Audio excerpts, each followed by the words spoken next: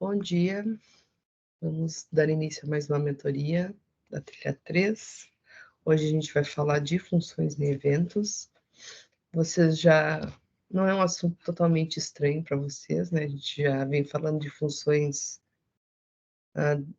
desde o momento que começa a gente falar... Desde o momento que a gente começa a falar no JavaScript, a gente já vê funções, mas tem alguns detalhes ali, né, que a gente precisa revisitar e para usar da melhor forma, né, esse recurso, que no fim, né, se a gente for olhar os programas da gente, eles viram todos só funções e eventos, né. Então a gente vai dar uma olhada nisso hoje. Então, funções e eventos. É possível criar funções com passagem de parâmetros, criar funções anônimas, fazer uma função devolver um determinado valor ou conjunto de valores, e ainda utilizar uma função como um módulo que contém um trecho de código que se repete pode ser usado em vários pontos do programa. Assim, cada vez que executar esse trecho de código, chamamos o módulo sem a necessidade de reescrever seus comandos. Então, a gente tem tipos diferentes de funções e formas diferentes de usá-las, né? E também de chamá-las. Os eventos podem ser mais explorados. Então, eles ocorrem e podem ser programados quando, por exemplo, o usuário trocar um campo de seleção, sair de um campo de edição, posicionar o cursor em um campo do formulário ou pressionar uma determinada tecla no preenchimento de um campo. Lá na trilha 2, não sei se vocês lembram, a gente falava de eventos e a gente tem evento para praticamente quase tudo, né? Para o mouse, só quando passa o mouse, quando clica, quando rola a tela. Então a gente tem vários eventos, né, para vários tipos de coisas diferentes. E então, a modularização, essa palavra é difícil, modularização. As funções, né, vêm desse conceito de modularização, então é interessante a gente saber, né, entender o que é esse conceito.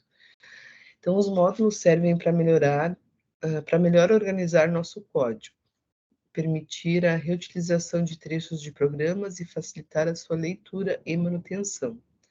O foco é produzir códigos mais fáceis de manipular e passíveis de reaproveitamento. Contudo, o uso da modularização é igualmente essencial para a organização do programa. Então, a ideia de modularização é aquilo que a gente já vem falando, de tu ter um problema e dividir esse problema em várias partes, né? Em partes menores, e resolver essas partes menores, né? Para depois juntar todas e resolver o problema um todo. Então, esse conceito, né, de separar problemas em partes vem da modularização. Da modularização também vem a ideia dos frameworks, né, como o React. Não sei se alguém conhece já. A Heloísa, acho que falou que estava fazendo, né? Tem essa ideia, né, que a gente... A Ana também já fez um curso. A gente divide, né, em partes, cria partes, né, cria componentes, depois junta todos eles para montar alguma coisa. Então, esses frameworks vêm da ideia de modularização, assim como as funções, né? Então, se eu tiver um problema grande, por exemplo, eu posso dividir esse problema grande em funções separadas para ficar mais fácil de eu manter a manutenção depois, né? O que não está funcionando? Aquela chamada ou aquela captura de valor. Então, eu não preciso olhar todo o problema, né? Eu só vou naquela parte que não está funcionando e faço a correção. Então, essa é a ideia da modularização. Então, por exemplo, precisamos desenvolver um sistema para uma empresa que deve cadastrar os clientes, funcionários e estagiários. Em todos esses, validar o CPF da pessoa. Se você desenvolver uma função para validar o CPF, ela poderá ser utilizada nos 3 cadastros desse sistema. Então, uma vez concluída, ela poderá ser utilizada nesses cadastros e em outros sistemas que podemos desenvolver. Então, além da gente conseguir dividir os problemas em etapas, né, em partes, etapas não, em partes menores, a gente consegue também usar essas partes em outras coisas, né, em outros programas que eu criar. Eu não preciso desenvolver toda a lógica de novo. Eu só reutilizo, né, aquele trecho de código ali, aquela função, uma determinada função. Então, as funções são também chamadas de métodos, procedures e módulos, com pequenas variações de definição, dependendo da linguagem e do paradigma de programação utilizado. Então, não importa qual a linguagem que vocês estiverem usando, o conceito pode mudar de nome, né? Mas a ideia é a mesma, né, para todas as linguagens. A ideia de modularização. E aí a gente tem as funções com passagem de parâmetro. O que é o parâmetro? O que é a passagem de parâmetro? Isso confunde às vezes um pouco, né? Então, um parâmetro é uma informação enviada para uma função no momento em que realizamos a chamada dela. Ele serve para ampliar o uso da função, porque eu tenho funções sem parâmetros, né, e funções com parâmetros. As funções são chamadas para serem executadas. Então, eu posso criar uma função, né, no meu código, mas se eu não fizer a chamada dela, ela vai ficar ali bonitinha parada, né? Ela não vai interferir. Para ela ser executada, eu tenho que chamar essa função. Chamar a função consiste em uma linha de código, né, com o nome da função com os parâmetros inseridos nos parênteses. Os parâmetros seriam alguma coisa do tipo assim: vou te passar esse dado e tu executa a tua função. A função é uma função, né? É uma funcionalidade. Em cima disso que eu vou te fornecer. Então, aqui eu tenho exemplo. Um alerta que chama... um alerta também é um método, né? Então, é como se fosse uma função já pré-definida, pronta, que vai mostrar na tela uma mensagem, que no caso aqui, muito obrigado. E aí eu tenho uma função. Aqui eu tenho uma função exibir citação, que recebe como parâmetro nota e média. Então, as informações que essa função vai receber para funcionar são nota e média. E aí vai ser feito o cálculo dessa nota, né? Se a nota for maior que a média, então aprovado, se não, reprovado. Aqui eu tenho uma variável que lê a nota e depois eu chamo a função passando esses dois argumentos, né? E termino o script. Então é interessante também que eu posso criar a função antes dela ser chamada ou chamar ela, aliás, eu posso chamar ela antes dela ser criada, que ela vai funcionar, e também ao contrário, né? Eu posso ter a função e chamar ela depois. Para nós seria o mais óbvio, né? Eu criar a função e depois embaixo eu chamar. Mas se eu chamar ela de forma invertida, ela também vai funcionar. Tá? Aqui eu estou passando embaixo, né? Que eu estou chamando ela embaixo. Então, como é que eu chamo a função? Eu chamo literalmente a função pelo nome dela, né? Ô fulana, pega isso aí e faz tal coisa, né? Fulana é a função, no caso. As funções com retorno. As funções recebem, as funções receberam no slide anterior parâmetros e então apresentam dentro de cada função uma mensagem ao usuário. Contudo, as funções se tornam mais úteis se retornarem um valor, pois dessa forma o programa que chamou a função define o que deseja realizar com o conteúdo retornado. Para fazer uma função retornar um valor, utiliza-se o comando return, seguido do conteúdo de retorno. Essa função anterior aqui, a gente não tinha um retorno, né? Não tinha a palavra return. Eu tinha que exibir, né? Essa função aqui, eu teria que pegar o valor dela e mostrar em algum lugar o resultado dela, né? Ela não tem retorno. Para a função me devolver o valor que ela calculou, que ela executou, eu preciso ter esse retorno. Então, se a gente modificar a função anterior, que recebia lá a nota e a média, né, eu tenho um return aqui dessa variável situação, que aí eu posso usar ela em outros lugares e posso mostrar o valor que ela recebeu, né, se ela foi aprovada ou reprovada. Aqui também, né, com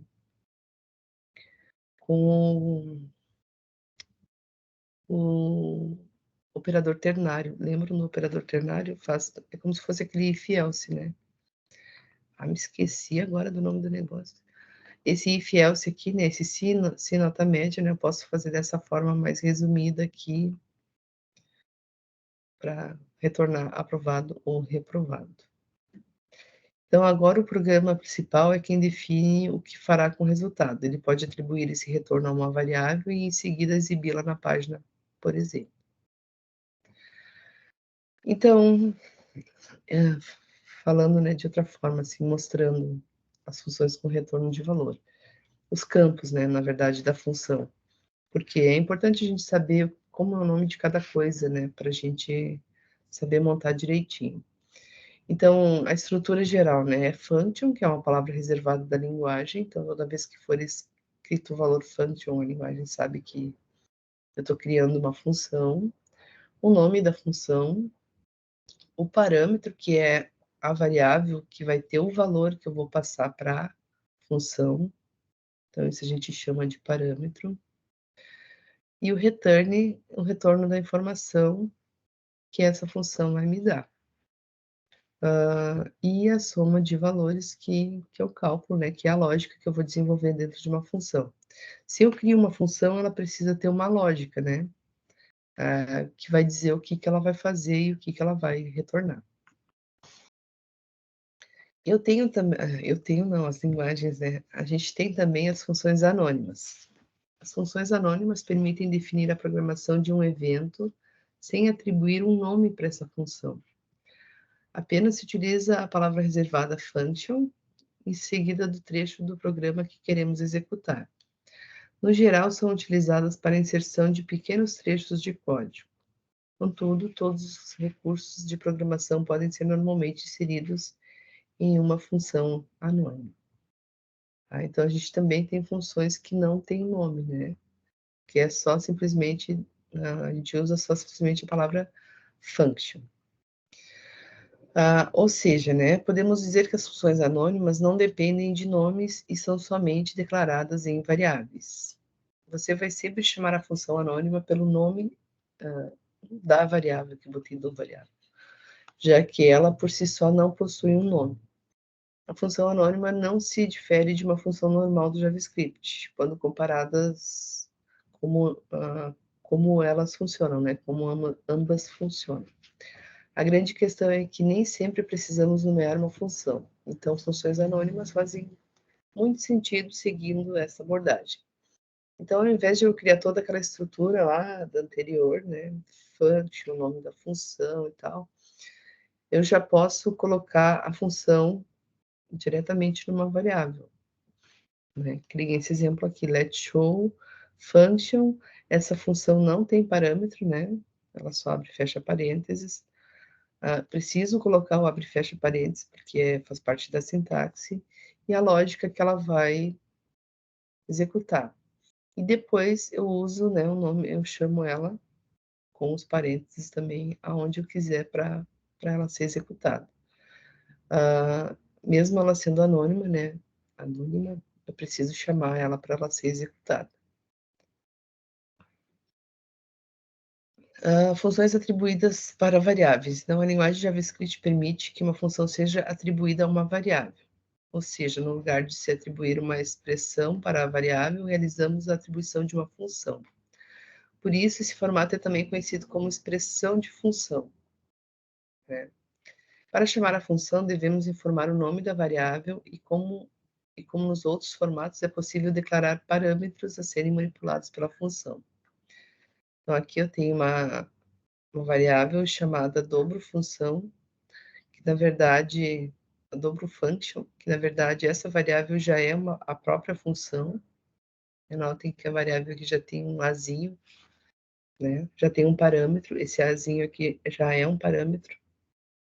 Dentro das chaves, a lógica que é o retorno de A vezes 2. Depois lá no código, né, eu tenho um var number, um prompt capturando um número, um alerta mostrando que o dobro desse número é, e chamando e passando, né, esse dobro num para a função. Aqui. Tá. Deixa eu ver o que eu tenho. Aqui, na verdade, esse mais aqui, faltou dobro function aqui, né? Para eu passar por... E eu estou passando aqui por parâmetro para a função esse número. E aí esse número aqui por parâmetro vai ir lá para aquele A para receber esse valor. Mas eu vou comentar isso mais adiante. Eu esqueci um pedaço do nome da função aqui.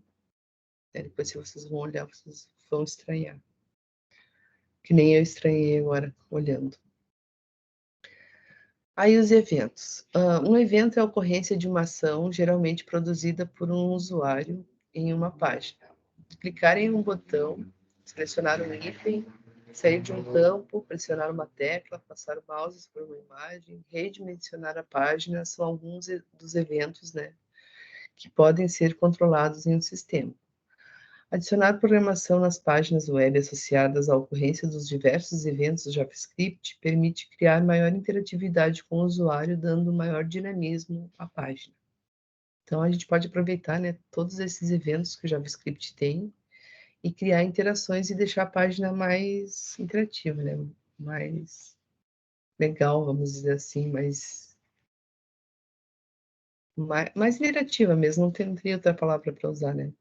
Que dependendo do que tu faz com o mouse, ela te daria um retorno, né?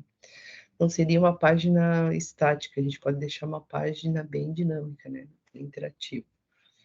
Então, a partir da programação dos eventos, é possível, por exemplo, trocar uma linguagem quando o usuário modifica a seleção de um item em uma lista de botões, exibir mensagens de advertência quando o usuário sai de um campo de edição com conteúdo inválido, ou então executar uma ação vinculada ao pressionamento de uma determinada tecla, além de vários outros eventos que a gente tem.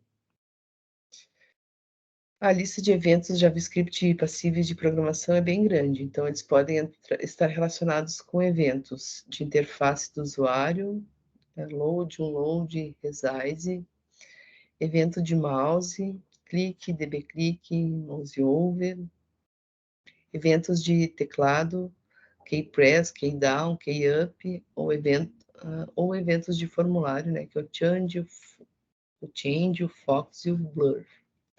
A sintaxe para definir a programação de um evento é semelhante ao que vimos, modificando apenas o nome do evento. Ao que vimos, né? Modificando apenas o nome do evento que ficará associado a uma função ou o que define a execução de uma função anônima. Algumas considerações. Dominar o processo de construções de funções, porque assim, vocês já estão acostumados a usar funções, né? A gente viu alguns tipos de funções aqui, mas a gente, no fim, acaba usando a que a gente mais se adaptou na hora de criar, né? Eu, por exemplo, me adapto mais com a função que eu escrevo a palavra function, que eu dou um nome para ela, né? Que eu abro e fecho parênteses, passo parâmetros ou não, e abro e fecho. Dificilmente eu uso funções anônimas ou funções de variáveis, né? Que eu crio direto na variável. E também, a gente tem as funções arrow, né, as arrow functions, que a gente não precisa nem colocar um nome, mas a gente, né, tem um jeito, a gente se adapta a um tipo, a um determinado tipo, eu pelo menos, né. Então, dominar o processo de construção de funções, com passagem de parâmetros e retorno de valor, é um importante avanço para quem deseja tornar-se um profissional na área de programação de computadores. Desenvolver programas com uso de funções organiza melhor o código, facilita o entendimento e, consequentemente, a manutenção do programa, além de permitir a reutilização de módulos já desenvolvidos. Dessa forma, uma função criada e testada uma vez pode ser novamente utilizada em outras partes do programa, né? Então, isso também economiza tempo, produz sistemas mais confiáveis e permite gerenciar melhor o trabalho em equipe. Esses benefícios, contudo, evidenciam-se de uma forma mais clara em sistemas maiores. Em pequenos exemplos, é necessário sermos criativos para pensar quais funções poderiam ser criadas para melhor organizar o código. Dominar o processo de construção de funções com passagem de parâmetro e retorno de valor é um importante avanço para quem deseja tornar-se um profissional da área de programação de computadores. Né, que nem eu estava falando antes ali, a questão dos frameworks, né? Ou mesmo JavaScript puro, se tu for criar um site com funcionalidades, todas essas funcionalidades vão virar funções, né? Então, desenvolver programas com uso de funções organiza melhor o código, facilita o entendimento e, consequentemente, a manutenção do programa, além de permitir a reutilização de módulos já desenvolvidos. Às vezes a gente não lembra, né, que fez um programinha lá que tinha X funções. De repente, aquelas funções que eu já tinha feito lá, eu posso simplesmente copiar e colar no projeto que eu estou desenvolvendo, né, se eu quero usar a mesma lógica. Então, dessa forma, uma função criada e testada uma vez pode ser novamente utilizada em outra parte do programa. Isso também economiza tempo, produz sistemas mais confiáveis e permite gerenciar melhor o trabalho em equipe. Esses benefícios, contudo, evidenciam-se de uma forma mais clara em sistemas maiores, né? A gente consegue perceber mais a utilidade, né, das funções, dessa ideia de separar em módulos, né, em programas maiores. Em programas menores, a gente acaba nem se dando por conta. Em pequenos exemplos, é necessário sermos criativos para pensar quais funções poderiam ser criadas para melhor organizar o código. Os parâmetros consistem em informações, os parâmetros das funções, né, consistem em informações que devem ser fornecidas no momento em que realizamos a chamada da função. Utilizá-los torna a função mais ampla. Imagine uma função para o cálculo de um desconto de um sistema de folha de pagamento. Essa função poderia calcular e retornar o valor do desconto de 10% do salário base da empresa, por exemplo. Nesse caso, seu uso se limitaria aos funcionários que recebem o salário base e têm o desconto de 10%. Porém, se a função realizar o cálculo do desconto recebendo o valor do salário e a taxa de desconto como parâmetros, ela se torna muito mais útil, podendo ser aplicada no cálculo do desconto de todos os funcionários da empresa. Então, tem essa questão também, né? Como na hora de criar um algoritmo. Eu posso criar uma função e limitar ela ali, né, com uma taxa, como no exemplo aqui de 10%. Só que aí essa função serviria só para esse desconto de 10%, né? Com o uso de parâmetro, com a passagem de parâmetro para a função, essa função vai se tornar mais ampla, né, como a ideia dos algoritmos.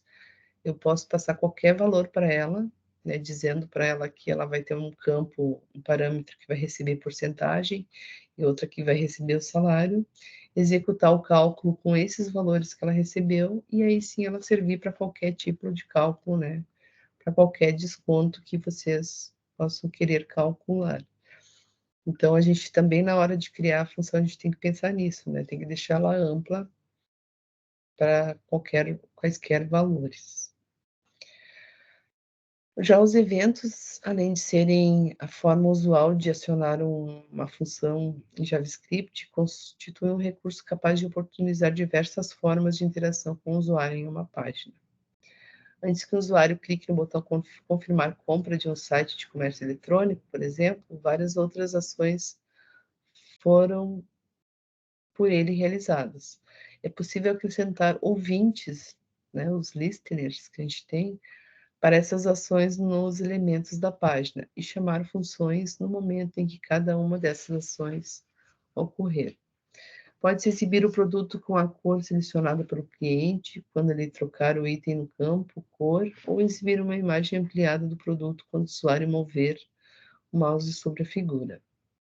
Isso faz com que o cliente se sinta mais bem atendido e pode ser um importante diferencial nas páginas que vamos desenvolver profissionalmente, né? A questão de personalizar as páginas, né? Fazer a personalização dessas páginas. E aí eu trago de novo um desafio. Vocês conseguiram fazer o desafio da semana passada? Vou deixar mais um para vocês. Não? Por que não? Ai, tá tudo parado, não entra na cabeça, Rafa. Depois eu vou mostrar a solução Que ali eu para semana. dar uma ideia para vocês. É que assim, ó, se vocês pararem, vai parar tudo, né? Ah, então, eu tô mais ou menos assim. E Você tem assistiu mais. Vocês assistiram Harry Potter? Eu Que assisti. ele colocava ia na penseira com a varinha, pegava a memória e colocava na cabeça? Eu queria Aham. colocar assim, lógico, mas Deus. Queria guardar as informações. Então, e tem também, na semana que vem, eu vou fazer uma revisão de novo, daí vou falar mais sobre funções, né? Vou dar exemplos, que nem eu fiz na primeira revisão de conteúdo lá. E depois já tem o segundo desafio do front-end mentor. Como é que anda o desafio lá do front-end?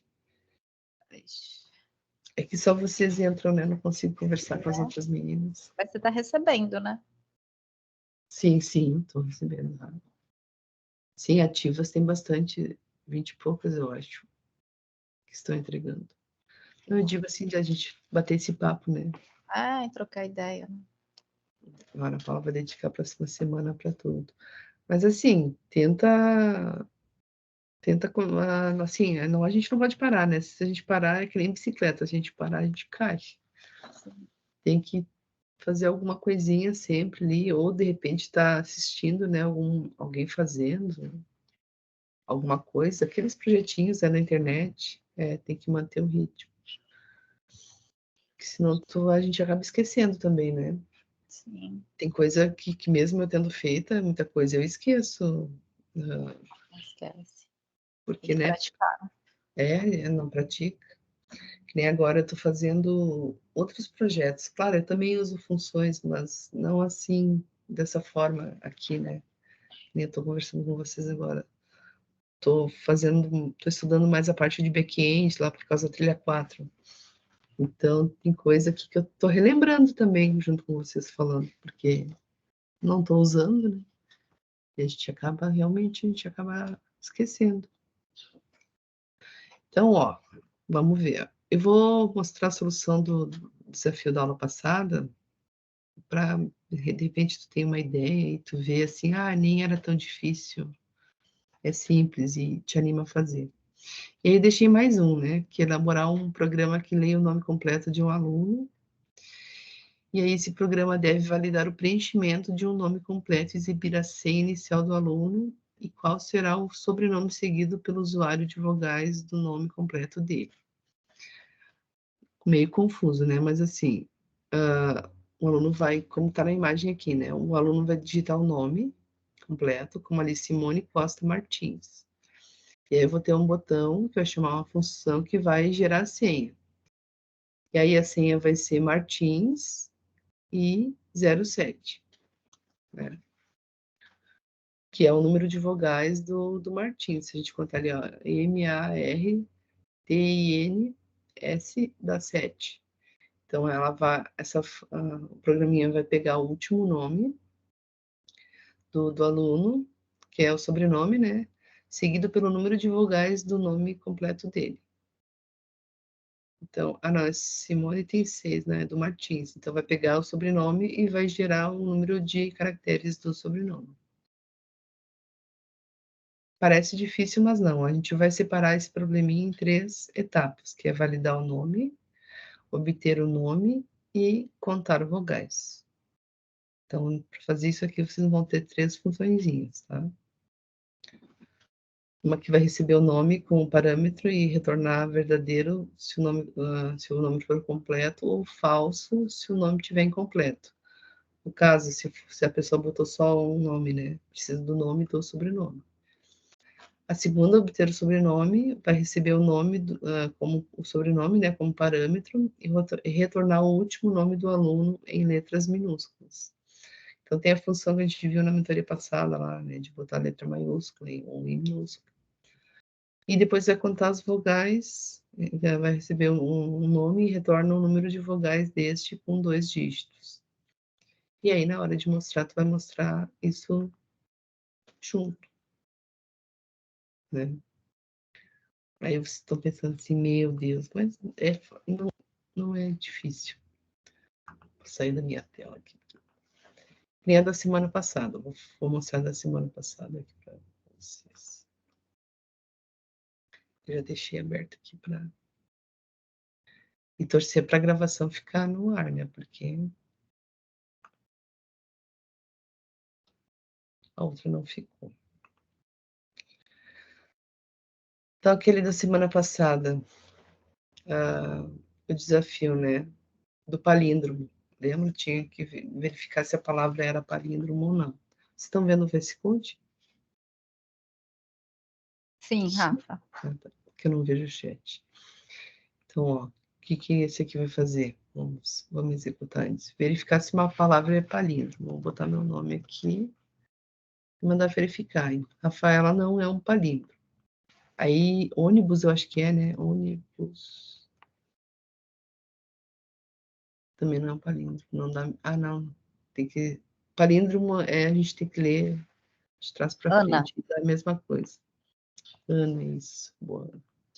Ana é um palíndromo. Eu ia botar aba, que aba também é, né? Mas então, essa função vai só verificar, né, se a gente consegue fazer aquilo ali. Então, aqui eu fiz um código bem feio, né, porque tá tudo junto no mesmo arquivo, o style aqui, que era pouquinho também, né, um HTML e o JavaScript, tudo dentro do mesmo arquivo. Esse código aqui é um código pequeno, né, tem 62 linhas. Então, beleza. Mas se a gente tivesse um código maior, né, a gente teria que separar em arquivos. Então, a gente não pode esquecer disso. Então, o que eu tenho no meu HTML aqui? Eu tenho só o verificador de palíndromo, né, que é o nome aqui. Um input para capturar esse valor, né, para pegar a frase. E o botão que chama, né, com um evento onClick, um método onClick, que chama a função verificar se é palíndromo, né. E uma palavra para colocar no botão, porque se a gente não colocar a palavra ali, o botão fica sem nada dentro. Só para revisar, né? Então, a minha função verificar palíndromo vai capturar o elemento do input, colocando numa variável, né? O input element, então vai receber o get element by id, né? O id do meu input aqui é o frase input. Aqui eu vou converter para caixa alta, né? O que a pessoa digitou. Então, na frase eu vou botar o valor, vou colocar o valor com um método que transforma esse valor todo para maiúsculo, né, para caixa alta. Aqui acho que isso aqui seria a parte mais complexa, né? Que teria que estudar o regex. Lembra que a gente falou de regex na semana passada, né?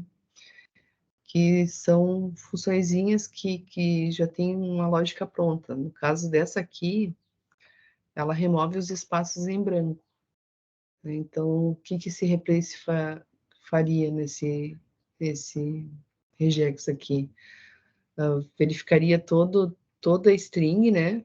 Hoje é global, então tudo que for escrito ali verificaria se tem um espaço em branco.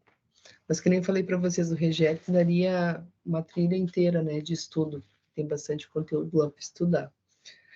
A gente poderia fazer isso aqui de outra forma, a gente poderia colocar um for para percorrer a string e verificar, né, cada posição da string se era vazio ou não, para retirar os espaços em branco. Então, por isso que foi usado o regex, né, porque ela diminui bastante, né, o esforço em linha de código.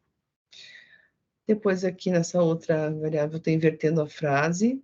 Então, a gente viu métodos, né? Então, o split vai separar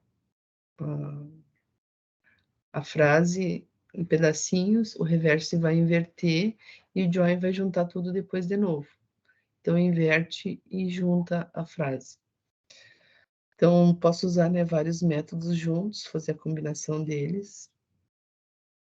Depois eu verifico se a frase invertida, né, é igual à frase original. Lá, a frase sem espaço que eu peguei antes se ela é igual. Eu estou usando o operador ternário aqui, né? Porque é para verificar se é totalmente igual, se o tipo, o tamanho, se o tipo, o tamanho, acho que se é o tipo e o tamanho, eu sempre esqueço alguma coisa desse operador aqui.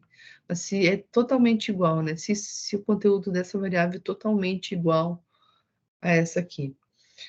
Acho que esqueci de alguma coisa aqui, mas depois eu me lembro. Então, se forem exatamente iguais, né, vai exibir a mensagem dizendo que é palíndromo, senão vai dizer que não é palíndromo. Então, o código não é muito comprido da função, porque foram usados os métodos, né, que vocês viram na semana passada lá, que fazem essa manipulação, né, os strings. A gente viu strings e datas, né, na semana passada. Então, não é tão difícil, né, de fazer. Certo, meninas?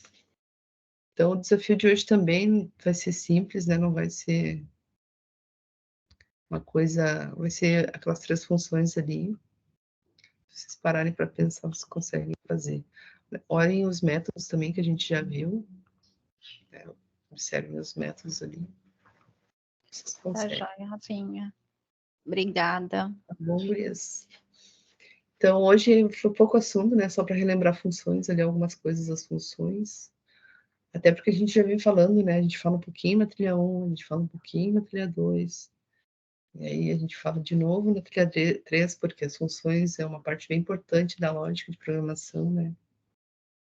A gente tem que saber usar, porque a gente precisa usar, a gente usa em tudo, né? Se vocês forem fazer aquela trilha lá também do HackerRank, que tá lá no Moodle também, né? São pequenos trechos de códigos, né, de funcionalidades. Então é importante a gente saber bem funções. Tá bem? Qualquer coisa, chamem lá, tentem fazer os exercícios e semana que vem a gente já tem mais um. Deixa eu até espiar para dar a informação correta, né? Vou olhar o plano da trilha aqui. Hoje a gente viu funções. Na semana que vem a gente já vai revisar. Então, a gente vai fazer revisão de vetores, strings e datas e funções. E aí, no dia 31 de maio, no final do mês, a gente já tem as apresentações, para quem quiser apresentar, claro, né? Do segundo desafio do front-end Mentor. Tá bem? Isso aí, gurias. Vamos lá, vamos lá. Tem mais a trilha 4 ainda, né? Vocês estão quase chegando lá. Quase no final dessa jornada. Tá joia, Rafinha. Tá Até bom? semana que vem, Até então. semana que vem. Muito Um beijo. obrigada. Tchau, Ana. Tchau. Beijo. Tchau, tchau. Tchau.